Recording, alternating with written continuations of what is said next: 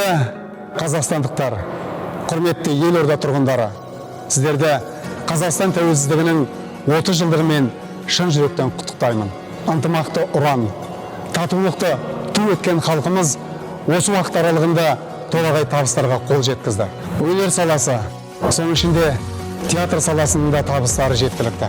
Тәуелсіздіктің төл құрдасы Қалыбек Қуанышбаев атындағы Мемлекеттік академиялық қазақ музыкалық драма театрына да биыл 30 жыл. Елбасымыз Нұрсұлтан Әбішұлы Назарбаевтың бастамасымен, президентіміз Қасым-Жомарт Кемелұлы Тоқаевтың қолдауымен театрымыз мынандай ашаңқай ғимаратқа қол жеткізіп отыр. Рухы биік, намысы берік бабаларымыздың асыл мұраты болған тәуелсіздігімізді сақтай білу біздің басты мақсатымыз. Бірлігіміз бекем, тірлігіміз тиянақты болсын. Тәуелсіздігіміздің тұғыры биік болғай.